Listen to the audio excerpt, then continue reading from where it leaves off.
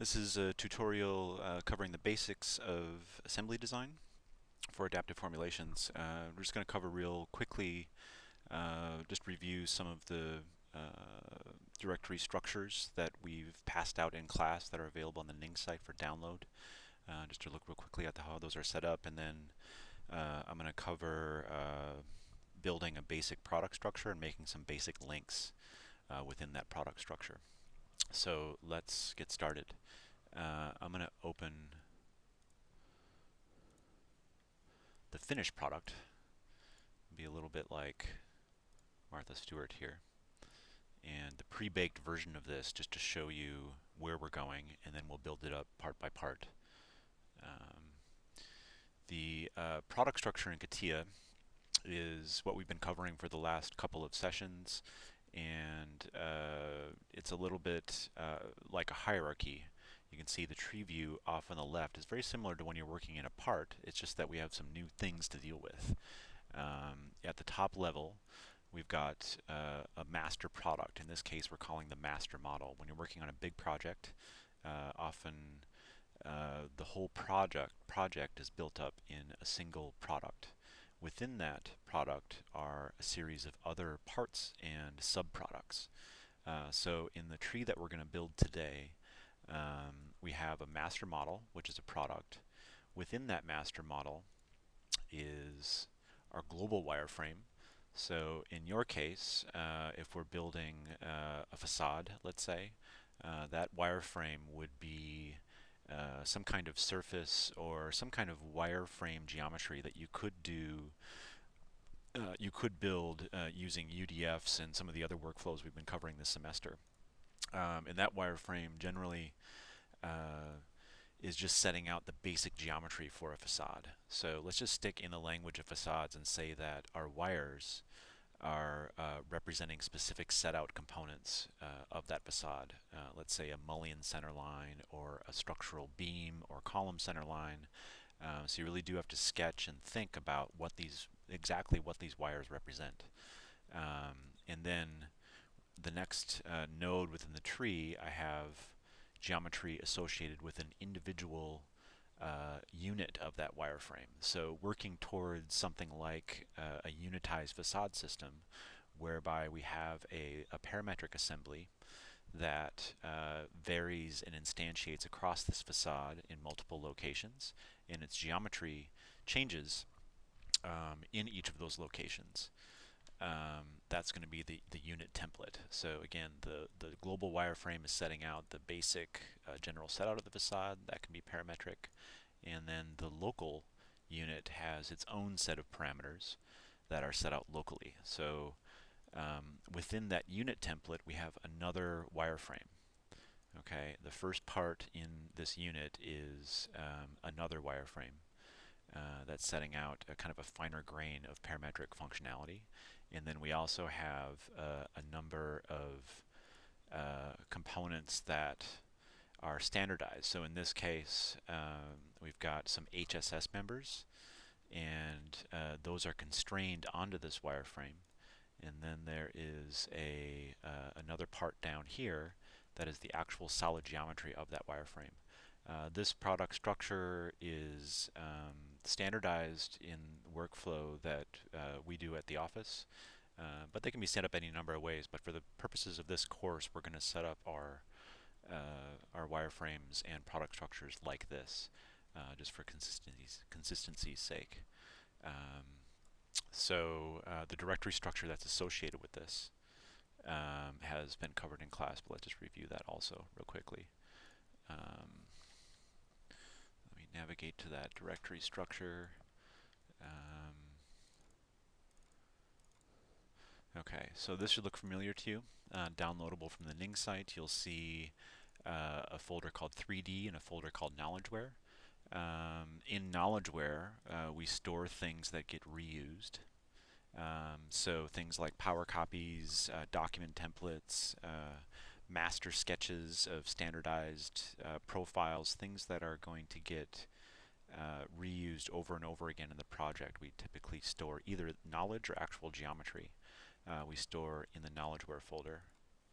And in the 3D folder, we're going to have our actual geometry. So if we navigate to the master model folder, you're going to see drivers, units, and some other components here. So let's let's dive right in.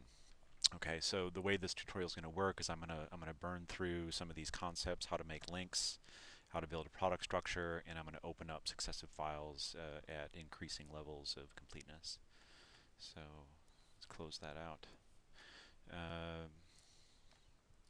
Let's look at the wireframe, and also this tutorial is going to be split up into a few parts, just so to keep the video file size at a reasonable level. What I'm going to do is I'm going to open my global wireframe, which I have stored in the drivers file. I'm going to click open. Okay. So this can be set up, as I said earlier, working in a single part and developing overall parametric wireframes is something that's pretty familiar to you at this point in the semester.